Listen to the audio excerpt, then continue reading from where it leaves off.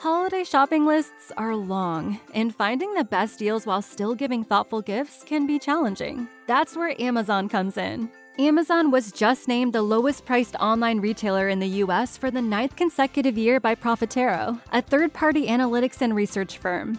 After analyzing thousands of products, they found Amazon's prices are 14% lower on average, and up to 5% lower than the nearest competitor in key gift categories like electronics and toys. When you're shopping for everyone from your spouse to your second cousin's new baby, those savings really add up. The best part is you don't sacrifice selection for better prices.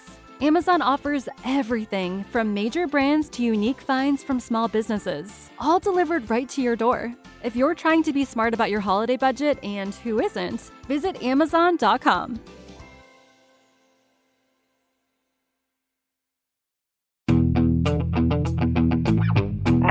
What's the nature of your emergency?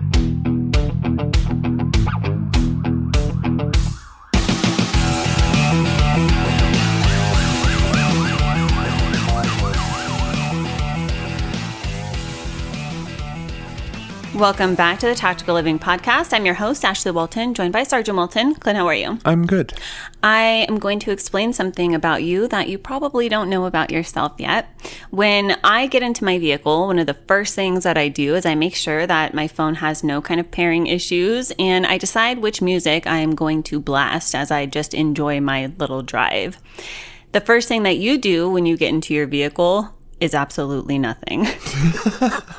On your Cybertruck, you might press the location and tell it where you want it to drive you, but 99% of the time when I am with you in your vehicle, it's in complete silence.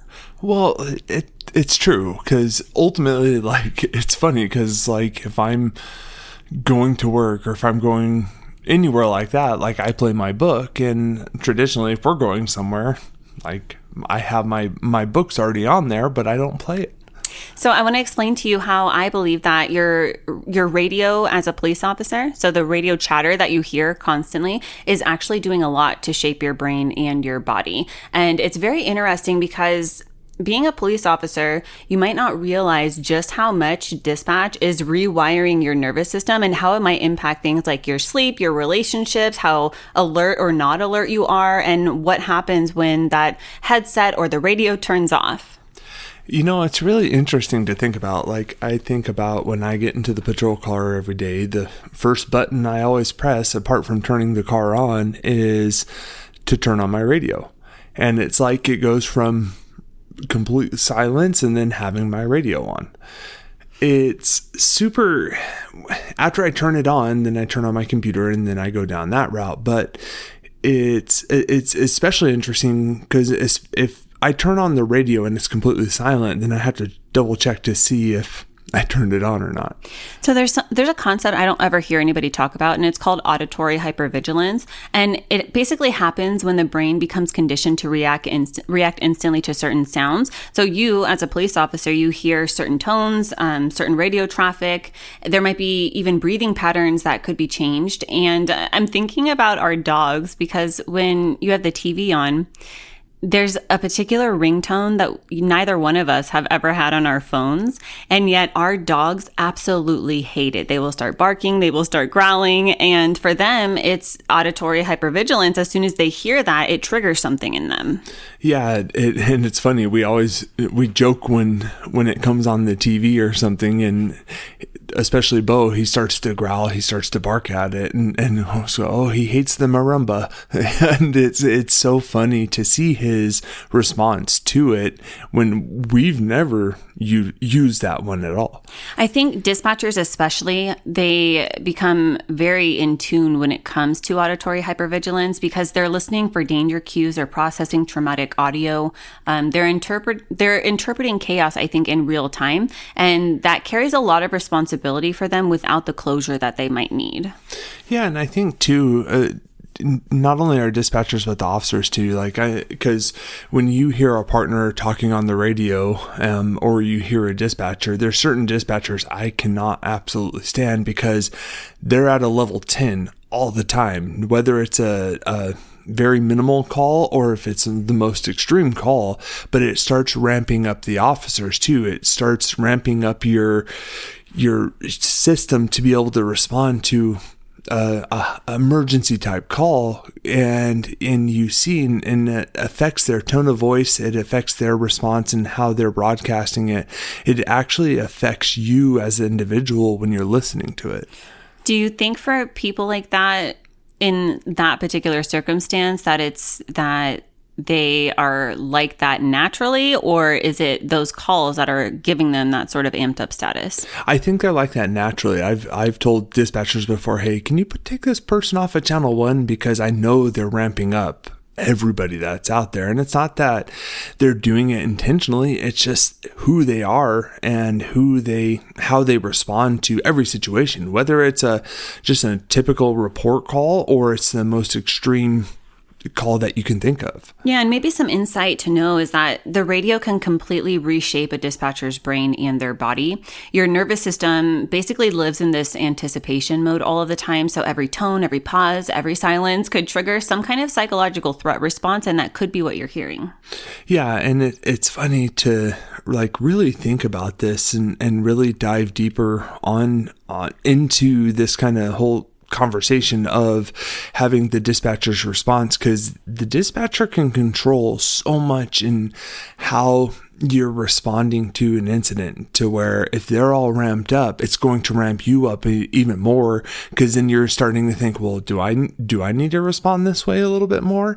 And when you see them more ramped up, you see the officers ramped up even more too, to where they're responding at that higher level compared to the just normal, cool, collected kind of mindset.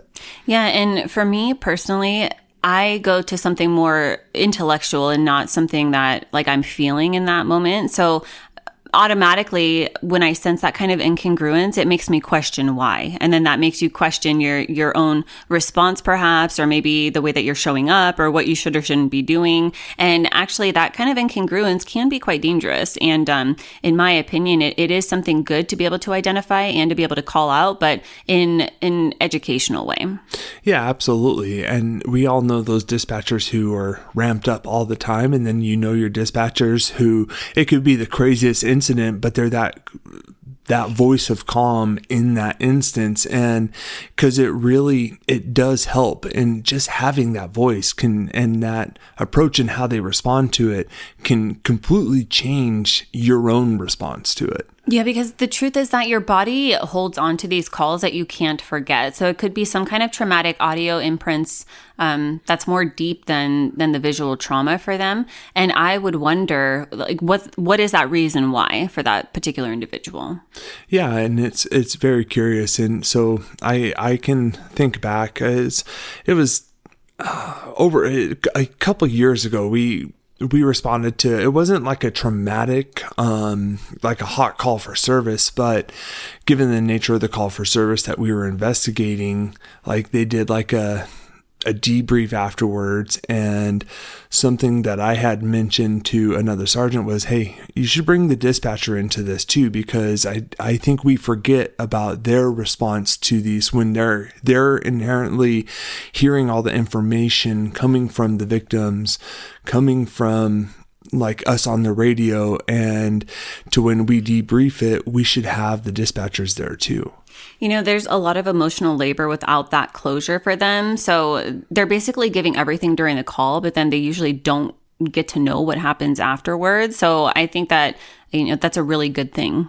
Yeah, absolutely. And that's one thing, especially for a lot of, not every call for service, but some of the calls in which there's, it's going to be the dispatcher's going to want some closure on it. They've messaged me, hey, so what happened with this? And then I'll tell them this is what we did and this is what happened. And then they kind of can get that closure. And that's why it's important to have those open lines of communication with them, to be able to, you never know what's going to affect them individually, but you can give them that response to give them that closure. Something else really interesting is phantom radio sensations. I think we've all experienced this before with our cell cell phones where we think that it vibrated and nothing actually happened, or so we think. Although most of the time I'm pretty sure that I felt it vibrating and then there's nothing there. But the same is true because you might, when you're so used to hearing the things that you hear on the radio chatter, you might hear tones that aren't actually there. This for some people can even jolt them awake or give them a reaction to random noises that might sound similar, or maybe they don't even put two and two together. Yeah, and I think with that, like we all have our cues in which we listen into for especially the radio, because especially if you're at a busy agency where your radio's going nonstop, you have the cues to where you can listen to what's going on to know if it's going to affect you, to know if you need to do something in response to it, but then you know if you need to respond or not respond. And sometimes, like for that individual, maybe they have no idea of that and they don't have the self-awareness and they don't have anybody correcting them. We have our sanity that's built around people telling us like, hey, don't do that, or, giving us support when we do good. We get that from when we're a child and thereafter. And so for those individuals, they might not know better because nobody has ever pointed it out. And if we don't naturally have self-reflection, then it might be impossible unless somebody says like, hey, listen to this, and maybe have them listen to their own call and then listen to this person. And what do you notice? I've noticed, especially for, because we all have those partners who talk on the radio nonstop, and you have those people who barely talk on the radio.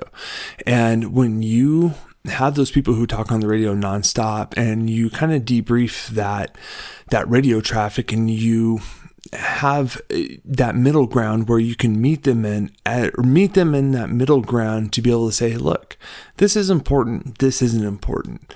This is how we can not be so tied into our radio. Yeah, and I think too, it only becomes a problem when it becomes a problem. And in our personal lives, it's important to make sure that we're setting boundaries, things like maybe limiting our cell phone notifications, for example, and doing what we can to where we can actually give our nervous system a break. I hope you've gotten some value out of today's episode. If you have, do us a favor, drop a review, subscribe down below. And as always, know that I'm sending you a long, tight hug from my home to yours.